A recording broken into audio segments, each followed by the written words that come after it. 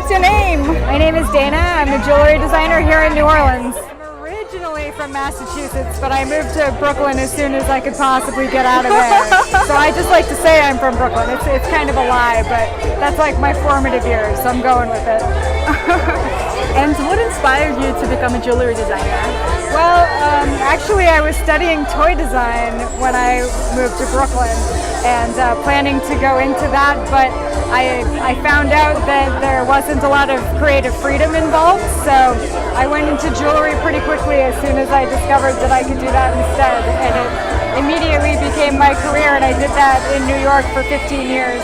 Why did you decide to break out on your own, like to go in? All in. 2014, yeah, 2014 I went all in. After my last corporate jewelry job, it's kind of like, it's a kind of Devil Wears Prada-esque business, to put it mildly. So after I got out of my last job, which I think was maybe my 5th job, I was done. I decided it was time for me to do something that was a little bit more meaningful. How did you make that jump? Because it's it's terrifying for a lot of us. So how did you find that strength to just do it? Actually, I was kind of pushed into it, which is the way that things work in my life in general.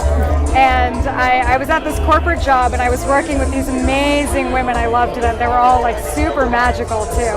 And I was sitting next to my good friend, and she turned to me one day and she was like, "Do you ever think about just leaving and starting your own line?" And I was like, literally, all the time. And then an hour later, we both got called in and laid off with like 2 other people. No way. And we were both like, it's a sign. So we both started our own businesses that year.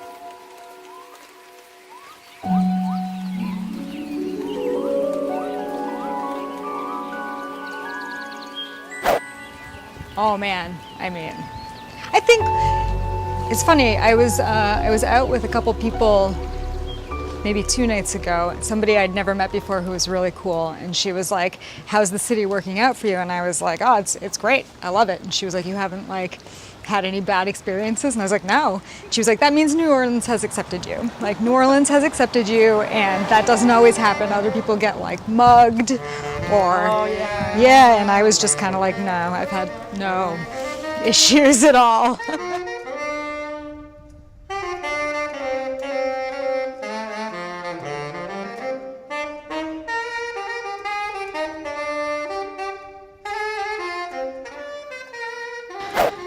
Gosh, that's a hard question.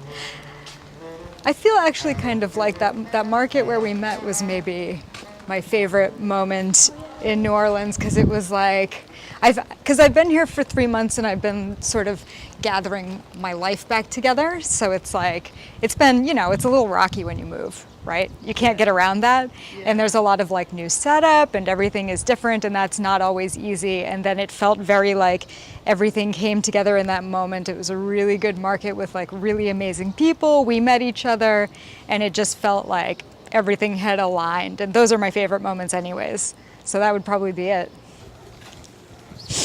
This is pretty. The boss. Yep, that's how it is. It's good that you know. Ooh, I might have to sunglass. Oh yeah, that's actually my good friend who also moved here from Brooklyn, but like 5 years ago, and I were talking about that yesterday. I was texting her about how I was having a hard time reconciling the fact that I'm not working as much as I would have if I was still in New York, and that it's like a really different lifestyle, and it's the lifestyle I want, but I'm so trained to like hustle like a New Yorker that sometimes it's uncomfortable to not be doing that. So yeah, that's like a really big part of why I moved here, but also a really big adjustment. There's a lot of spiritual history here from a lot of different groups. And one of my favorite things about New Orleans always has been that they like to combine a bunch of different types of spirituality, which is also how I work, because I wasn't raised religious. So I just sort of gathered things that I liked from everything I learned about and mushed them together. I'm like, this is so beautiful, I can't even. Like, this will just go into the bank in my mind, and later it will come out in a way that's totally unexpected. I bet it will be an earring. I'm very excited about it already.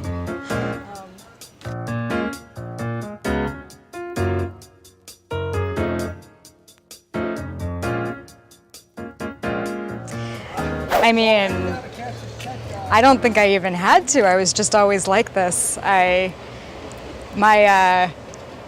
was raised by a single mother who's a scientist, and she said that I learned how to hold a pen first of everybody in my daycare, and immediately I was drawing. That's why I hold a pencil wrong, actually, because I learned so young, and that's just always been who I am. There wasn't any real search for that. That's incredible.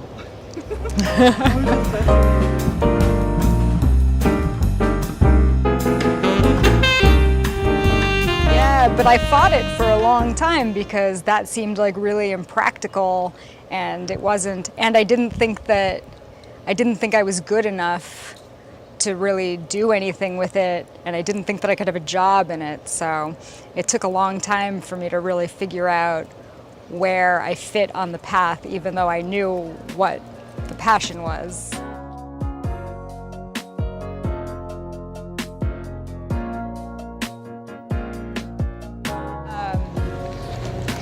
Really often pieces just come to me fully formed.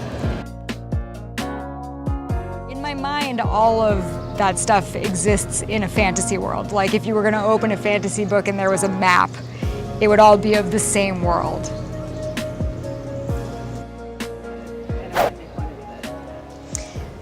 I mean, I think I sometimes still fall into it if I'm having an off day, and you can't be perfect every day. And when you work for yourself, there's a lot of pressure to do a lot of work every day, and to be your own manager is pretty challenging. So there are definitely still moments where I'm like, I'm not doing enough, I'm not doing well enough, maybe this won't work. And then maybe 2 days later, I've done a lot of work and I'm like, this is amazing, everything is great. So it's kind of a balance, and maybe a little bit of self-talk about, no, that's not true. You already know that this is what you can do. You're just having some other kinds of feelings that you need to push through, or self-care around, or whatever it is that you need to get through those. I think that things are going better for me since I moved here, because I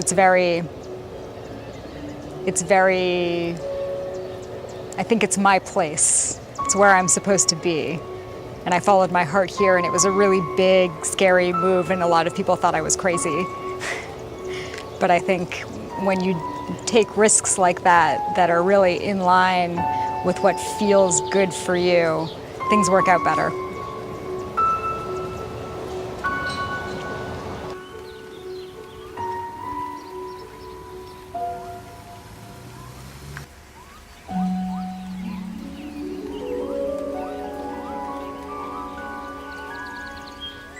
I make really scary, big jumps, and I decide I'm going to do it, and then I freak out about it when I'm sort of in the process. I make the decision first, and then I save the fear for when I'm actually doing it, and I experience it that way instead of experiencing the anxiety before making the jump. And I think when you do that, you just have to deal with it. There's no option.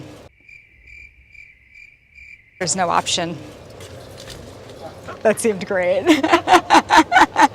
It was good. It looked good in the shot. I bet. He's talking, he's just throwing things in your face. After Brooklyn, I actually moved outside of Baltimore for a little while, and I really didn't love the place, but I did meet some amazing people there.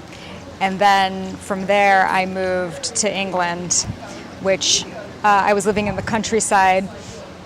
And visually it was very inspiring, but for my soul, it was not very inspiring.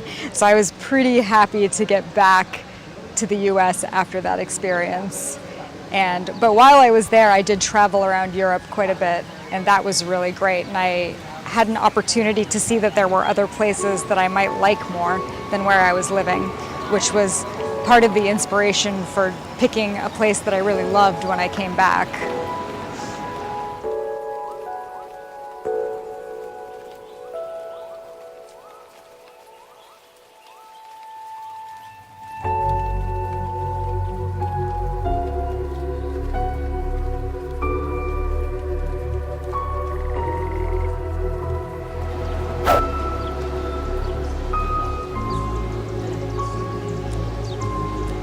Such hard questions.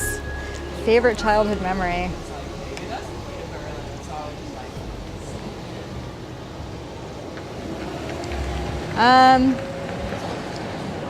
I guess my mom threw me this birthday party with this stuff in the 80s called friendly plastic. And now that I'm thinking about it like out loud, actually it's probably the first time I ever made jewelry, which is also funny. But I hadn't been thinking about that when I was starting the story. So my mom who was a scientist brought home these plastic, I don't know what they're called, but these plastic bins that they were using in the labs that boil water. And she had like a bunch of them set up in the kitchen, and you would take these strips of like iridescent, super 80s looking plastic and dip them in the boiling water, and then you could manipulate the plastic into weird shapes. And then you could like glue a pin back to it or glue an earring back to it. And it was just like a bunch of kids, all girls I think, and I like all with these glittery plastic things, pulling them apart and playing with these boiling vats that my mom brought home, which like may be super dangerous, but that's growing up in the 80s. What are you gonna do?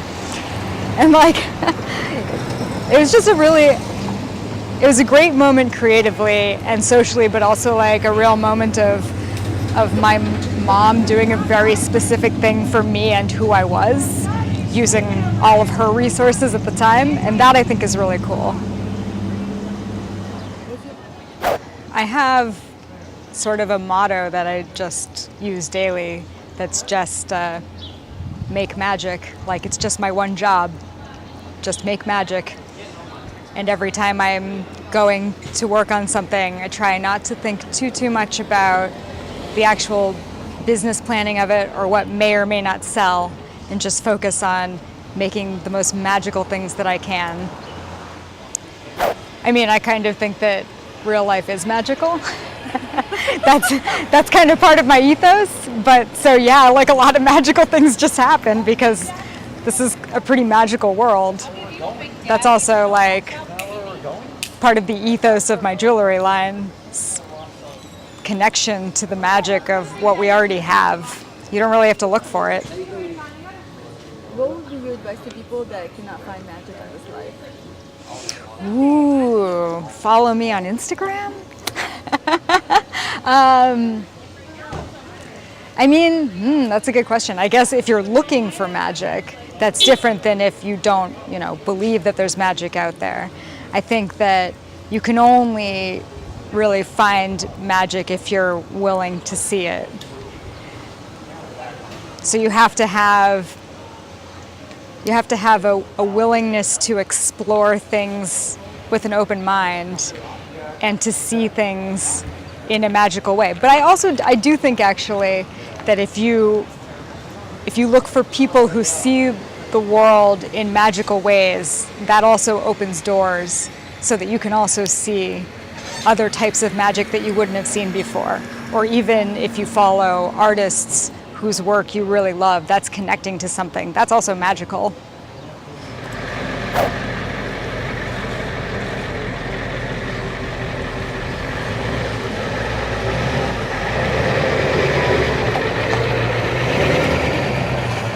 Sort of always trying to find another word for magic, I think.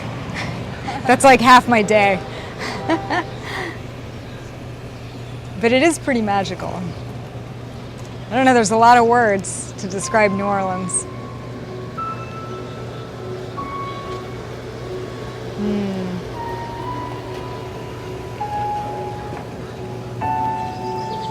don't know, it's pretty unique. There was a book about you. What would be the first sentence? She was very short.